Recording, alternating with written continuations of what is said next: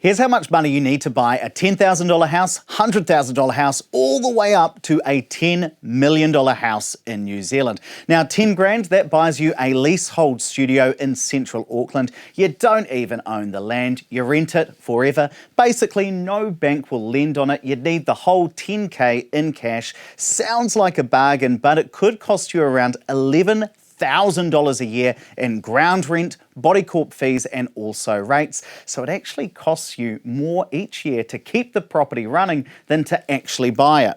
What do you get for $100,000? Well, 100 grand buys you a real house, just somewhere you've never actually heard of. Think like a 2-bedroom, 1-bathroom, maybe even a quarter-acre section in Ojai. That is an hour's drive from Invercargill. Now, as a homeowner, you need 20% down. That's a $20,000 deposit. And you'd need about 60 grand of household income to get the mortgage approved. Now, let's say you're buying this as an investor. You'd need a 30% deposit. That's 30 grand and around $95,000 of household income for that mortgage. Now, $500,000, what does that get you in New Zealand? Well, it might be enough to get a house in a town you can actually point to on the map. You might get a townhouse in Christchurch, maybe a house in a smaller city. As a homeowner, on, say, 525 grand new build, you're going to need 20% down. That's $105,000 to get the rest of the mortgage approved, about 95 grand of household income. As an investor, if you were buying the same property, because it's a new build, you'd also need a 20% deposit, so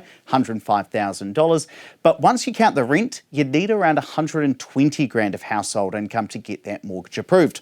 What about $1 million? Well, $1 million is roughly the cost of the median house in Auckland, but it buys you kind of 3 different worlds. You might get a modest home in Auckland, a flash 4-bedroom in Christchurch, maybe a big section in Invercargill. As a homeowner, 20% down, you'd need that deposit of $200,000. To pay for the rest of the house and get that $800K mortgage approved, need about 150 grand of household income per year. That's before tax. Now, if you're buying that as an investor, 30% down, that's 300 grand as that deposit. And after counting the rent, still around 150K of household income to get it all approved.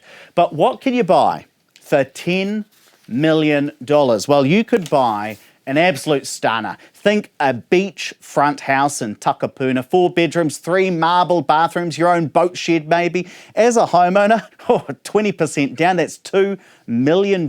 And to get that $8 million mortgage approved, you're talking $1.4 million per year of household income. If you're buying it as an investor, even worse, 30% down, $3 million as a deposit and a cool $1.12 million of household income. But the yield, the rental yield on places like this, often terrible. So you don't buy these to rent them out. You buy them because you're already wealthy, and now it's about lifestyle, not building wealth. And you can find properties no matter your budget right here on OneRoof.